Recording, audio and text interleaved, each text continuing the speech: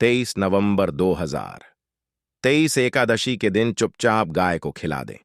ये एक छोटी सी चीज रोडपति भी होंगे, करोड़पति मिलेंगी सभी संकटों और कष्टों से। मुक्ति, मृत्यु, दंड, पितृदोष तुरंत होगा खत्म। पूरे साल आपके घर में भरे रहेंगे अन्न धन के कि आपकी 7 पुष्टि तक करेंगी। रुपयों पैसों पर राज। जी हां दोस्तों, 7 पीढ़ियों तक बैंक बैलेंस बढ़ता चला जाएगा। दुख दूर हो जाएंगे और सुख आपके पास आ जाएंगे। सुख आपके कदम चूमेंगे यदि आप 10 सितंबर एकादशी के दिन चुप गाय को ये एक छोटी सी चीज खिला देते हैं जो कि इस वीडियो में हम आपको बताने वाले हैं। जी हां दोस्तों, यकीन मानिए, इस चीज को यदि आप गाय को खिलाते हैं एकादशी के दिन तो भगवान विष्णु जी और माता लक्ष्मी बहुत प्रसन्न हो जाएगी। आपके जीवन के जो भी दुख दर्द संकट कष्ट हैं, समस्त दुख दर्द संकटों से छुटकारा मिल जाएगा। आप यूं कहे, आपके जीवन से तत्काल गरीबी भी समाप्त हो जाएगी। समस्त दुख दूर होकर सुख आपके कदमों में आ जाएगी। इतना सुख संयोग पूरे 500 सालों के बाद बन रहा है। आ जाए एकादशी के इस बार बहुत ही दुर्लभ संयोग में पड़ रही है। यदि आप चाहते हैं कि मान विष्णु जी माता लक्ष्मी की कृपा आपको हासिल हो, जीवन से तत्काल गरीबी समाप्त हो जाए, पितृदोष दूर हो जाए, तो दोस्तों आज की यह वीडियो आप मिस मत कर देना। बहुत ही महत्वपूर्ण और लाभकारी वीडियो है। पूरे 500 वर्षों के बाद देवउठनी एकादशी के दिन इस बार ऐसा शुभ संयोग बन रहा है जिसमें आपके समस्त दुख दर्द संकट दूर हो जाएगी मात्र यह एक चीज खिलाने से। गाय को तो दोस्तों कौन सी खास चीज, इस वीडियो के माध्यम से वही बताएंगे। पूरा वीडियो देखना, बहुत ही महत्वपूर्ण वीडियो है, आपके लिए लाभकारी वीडियो है क्या दोस्तों।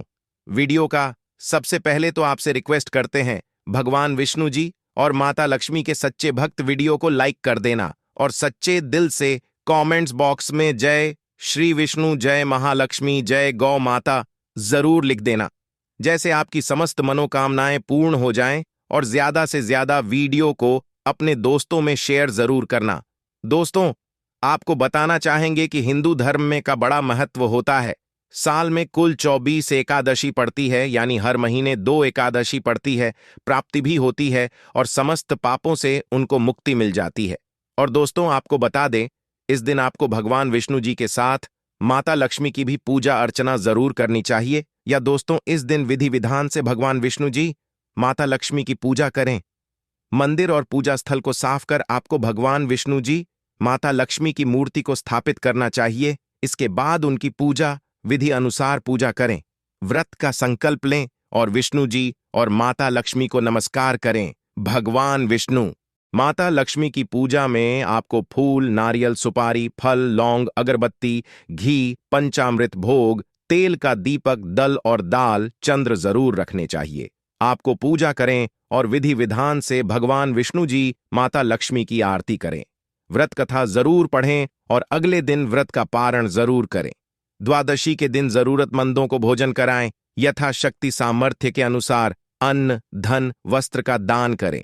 यदि आप ऐसा करते हैं तो भगवान विष्णु जी माता लक्ष्मी प्रसन्न होकर आपकी समस्त मनोकामना को पूर्ण कर देते हैं। और अब बात करें कि से जुड़े कौन कौन से उपाय आपको देवउठनी एकादशी के दिन जरूर करनी चाहिए या कोई भी एकादशी जरूर करनी चाहिए, जिससे समस्त दुख दर्द संकट दूर हो जाते हैं। 7 पीढ़ियों तक धन दौलत की कमी नहीं होती, बैंक बैलेंस बढ़ता चला जाता है, समस्त दुख जो भी जीवन के दुख दर्द संकट दूर हो जाते हैं और सुख आपके कदमों में आ जाते हैं, सुख आपके पास आते हैं। चलिए शुरू करते हैं। कौन कौन से गाय से जुड़े उपाय। दोस्तों सनातन परंपरा में गाय गंगा और गयात्री का बहुत ज्यादा धार्मिक महत्व है। मान्यता है कि माता के पर 33 कोटि देवी देवताओं का वास होता है। गौ माता की सेवा एवं पूजा करने वाले जातक पर इन सभी देवी देवताओं की कृपा बरसती है। गौ सेवा से न सिर्फ इस जन्म के बल्कि पूर्व जन्म के भी दोष दूर हो जाते हैं। प्रत्येक सुबह जब आपके घर में भोजन बनना प्रारंभ हो तो सबसे पहले बनाई गई रोटी को आप गौ माता के नाम से निकाल दें और भोजन करने से पूर्व गौ माता को इस रोटी को खिलाएं। यदि संभव तो काली गाय को खिलाएं। यदि काली गाय ना मिले तो सफेद गाय को भी आप खिला सकते हैं। प्रत्येक पूजा और मांगलिक कार्य में गौ माता या उनसे जुड़ी चीजें जैसे गाय का गोबर गोमूत्र गाय का दूध अथवा गाय के दूध से बना घी जरूर शामिल करें। इससे आपको पुण्य की प्राप्ति होगी। सनातन परंपरा के अनुसार जिस घर में गाय होती है उस घर से जुड़े सभी वास्तु दोस्त समाप्त हो जाते हैं। किसी भी पूजा में गाय से हासिल पंचमयी युक्त पदार्थ का उपयोग जरूर शामिल करें, क्योंकि पंचम के बिना कोई भी पूजा पाठ और हवन सफल नहीं होता। जहां दोस्तों गौ कृपा पाने के लिए प्रतिदिन सप्ताह अथवा महीने में परिवार समेत एक बार गौशाला जाने का नियम जरूर बनाएं और वहां गायों को हरा जरूर खिलाएं। इससे आपको शुभ फलों की प्राप्ति और साथ ही साथ गौ सेवा और गौ पूजा से 9 ग्रह शांत हो जाते हैं और इनसे जुड़े दोषों का निदान हो जाता है। गर्मियों में गौ माताओं को पानी पिलाए और सर्दी में गौ माता को गुड़ जरूर खिलाए। ध्यान रखें कि गर्मियों में गाय को गुड़ ना खिलाए। अनेक देवी देवताओं को अपने शरीर पर धारण करने वाली गौ माता से जुड़े कई शुभ और अशुभ संकेत भी होते हैं। मसलन गाय का दूध दोहते समय यदि गाय ठोकर मार दे और सारा दूध बिखर जाए तो अपशगुन होता है। यदि कोई निकल रहा हो और गाय अपने बछड़े को दूध पिलाती सामने आ जाए तो निश्चित रूप से जिस यात्रा के लिए आप निकले हैं वह यात्रा आपके लिए जरूर ही सफल होगी और वह काम जिसके लिए आप निकले हैं वह जरूर ही पूर्ण होगा। यात्रा पर जाते समय बाईं ओर गाय की आना और रात्रि में गाय की हुंकार करना भी शुभ होता है। दोस्तों, साथ ही साथ गाय के साथ आप भूलकर भी यह काम ना करें, अन्यथा मिलता है घोर पाप और जीवन भर की परेशानियां। जी हां दोस्तों, गाय को राष्ट्रीय पशु बनाए जाने और इन्हें मौलिक अधिकार दिए जाने की बात है तो सवाल उठता है कि गाय जब भारतीय संस्कृति का अहम हिस्सा है तभी गाय के साथ लोग खराब व्यवहार कैसे कर लेते हैं।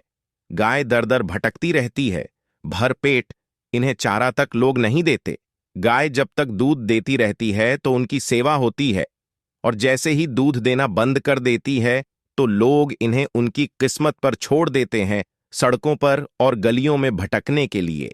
ऐसे में गोवंशी जीवों को कोई डंडे से मारता है तो कोई उन पर पानी डाल देता है, कभी वाहनों से इन्हें ठोकर लग जाती है तो बीमार होकर बेचारी ये गाय दम तोड़ देती है। ऐसे में जरूरत है इन बातों को कि गाय को लेकर शास्त्रों में क्या कहा गया है, गाय के साथ आपको कैसा व्यवहार करना चाहिए। क्या दोस्तों, गाय को कभी भी मारना पीटना नहीं चाहिए। शास्त्रों में गाय को माता का दर्जा दिया गया है। गाय को मारने पीटने वाला माता को मारने पीटने वाले के समान पाप का भागी माना जाता है। ऐसे घरों को नर्क लोक में वर्षों तक कष्ट भोगना पड़ता है, अगले जन्म पशु में मिलता है। कथा है कि गौतम मुनि ने गलती से गाय को डंडा मार दिया जिससे गाय की मृत्यु हो गई थी और इस पाप से मुक्ति के लिए इन्हें वर्षों तक तपस्या करनी पड़ी। भगवान श्री कृष्णा जी ने बैल स्वरूप में आए वृत्तासुर का वध कर दिया था, जिससे मुक्ति के लिए भगवान श्री कृष्णा को संपूर्ण तीर्थों को एक कुंड में बुलाना पड़ा और इस कुंड में स्नान से वह पाप मुक्त हो गए थे। साथ ही साथ जो लोग पानी पी रहे को भगाते हैं वे घोर पापी के भागी बनकर नर्क भोगते हैं, ऐसा पुराणों में बताया गया है। जबकि जो लोग गाय के लिए प्याऊ और चारागृह बनवाते हैं वो महा होते हैं। ऐसे लोग घोर पाप से मुक्त होकर स्वर्ग पा जाते हैं और बड़े ही धनवान कुंड में जन्म लेकर सुख भोगते हैं और साथ ही साथ आराम कर रही गाय को कष्ट देकर कभी भी उठाना नहीं चाहिए। कहते हैं कि जिस स्थान पर गाय बैठी है वहां से नकारात्मक ऊर्जा समाप्त हो जाती है। गाय के बैठने की जगह को जो लोग नियमित साफ रखते हैं वे पूर्व जन्म में किए गए जाने अनजाने में पापों से मुक्ति हो जाते हैं और गोलोक में स्थान पाते हैं। गाय को डंडा मारकर उठाना, पानी डालकर उठाने से मनुष्य पाप का भागी है और अगले जन्म में उसे दर दर भटकना पड़ता है। और साथ ही साथ शास्त्रों में बताया गया है कि गाय का दूध उसके बछड़े के लिए होता है। गाय के बछड़े से हुआ दूध ही मनुष्य को लेना चाहिए, परंतु कुछ लोग एक बार गाय को दोहू लेने के बाद फिर से बछड़े के लिए बचा हुआ दूध भी ढो लेते हैं। ऐसा करना घोर पाप कहा जाता है। ऐसे दूध को दोहाने वाला और ग्रहण करने वाला दोनों ही पाप के भागी बन जाते हैं। दोस्तों, साथ ही साथ शास्त्रों में कहा गया है कि गोवंश यानी गाय और बैल के नहीं बैठना चाहिए। इनके पीठ पर बैठने से महापाप लगता है। ऐसे लोगों की यातना भोगनी पड़ती है। एकमात्र महादेव के अंश के उत्पन्न नंदी ही गौवंशी है, जिस पर स्वयं महादेव और महादेवी सवारी करती है, क्योंकि नंदी ने स्वयं अपनी इच्छा से महादेव की सवारी बनना स्वीकार किया था। और साथ ही साथ शास्त्रों में गाय के दान को बहुत ही महत्व दिया गया है। परंतु ऐसी गाय का दान कभी नहीं करना चाहिए जो बूढ़ी और बीमार हो। कठोपनिषद में नचिकेता की कथा भी इस संदर्भ में है कि जिस नचिकेता ने पिता द्वारा बूढ़ी गाय को दान करने पर आपत्ति जताई थी, दूध देने वाली और बछड़े सहित जो लोग गाय का दान करते हैं, महान पुण्य को हासिल करके स्वर्ग में स्थान पाते हैं। दोस्तों, साथ ही साथ सूर्य, चंद्र, मंगल या शुक्र की युति राहु से हो तो पितृदोष होता है। यह भी मान्य है कि सूर्य का संबंध पिता से एवं मंगल का संबंध रक्त से होने के कारण सूर्य यदि शनि, राहु या केतु के साथ स्थित हो या दृष्टि संबंधी हो तथा मंगल की युति राहु या केतु से हो तो पितृदोष होता है। इस दोष से जीवन संघर्षमय बन जाता है। यदि पितृदोष हो तो गाय को प्रतिदिन या किसी भी एकादशी को या किसी पूर्णिमा के दिन या अमावस्या को रोटी, गुड़, चारा आदि खिलाने से पितृदोष समाप्त हो जाता है। साथ ही साथ देसी गाय की पीठ पर जो कक्कुद कुबड़ होता है वह बृहस्पति गुरु है। अतः जन्मपत्री में यदि बृहस्पति अपनी नीच राशि मकर में हो, सफल होगी। और साथ ही साथ यह संकेत भी जाने, यदि आप यात्रा पर जा रहे हैं और सामने आपके गाय पड़ जाए अथवा अपने बछड़े को दूध पिलाती हुई सामने गाय दिखाई दे जाए तो समझ जाना कि वह यात्रा आपके लिए जरूर ही सफल होंगी और साथ ही साथ घर में गाय होती है, उसमें वास्तु दोष स्वतः ही समाप्त हो जाता है। और साथ ही साथ आपको बता दें कि गाय को आप जो भी रोटी बनाएं, प्रतिदिन ताजी रोटी ही बनाएं। गाय को अगर आपने रोटी बनाई है तो कोशिश करें कि उस रोटी को आप तुरंत ही गाय को दे दें। अगर आप उस रोटी को रख देंगे और उस रोटी को अगले रोटी मानी जाएगी, गाय को कभी भी बासी रोटी ना दे। इससे घर में नकारात्मक ऊर्जा वास करती है और जो भी कार्य आपके बनने वाले होंगे वह कार्य भी आपके बिल्कुल भी नहीं बनेगी। इससे आपके घर में हमेशा दरिद्रता वास रहेगा और आप जिस भी कार्य को करेंगे उस कार्य में आपको हमेशा असफलता ही हाथ लगेगी। इसलिए कोशिश करें गाय को रोजाना ताजी रोटी बनाकर खिलाए और रोटी को बिल्कुल ना रखे। बासी रोटी गाय को ना दे और साथ ही साथ सड़ी चीजें गाय को नहीं खिलानी चाहिए कि घर में कोई फल है, कोई सब्जी है, सड़ जाए तो लोग क्या करते हैं, गाय को खिला देते हैं। नहीं, ऐसा नहीं करना चाहिए। ऐसा करने से यदि आप गाय को खिलाते हैं तो और आप पाप के भागी बन जाते हैं। आप बिल्कुल भी सड़ी गली चीजें गाय को ना खिलाए और साथ आप आटे की 11 लोइयां बनाकर उनके ऊपर हल्दी लगाए। इसके बाद आप उन 11 लोइयों को एक एक करके को खिलाए। प्रत्येक लोहे को खिलाते समय गाय के सिंघों पर आप हाथ फेरें, पीठ पर हाथ फेरें, मस्तक पर हाथ फेरें, माता गाय के आप चरणों के स्पर्श करें। जहां दोस्तों ऐसा करने से आपके समस्त कार्य बनने लगेंगे।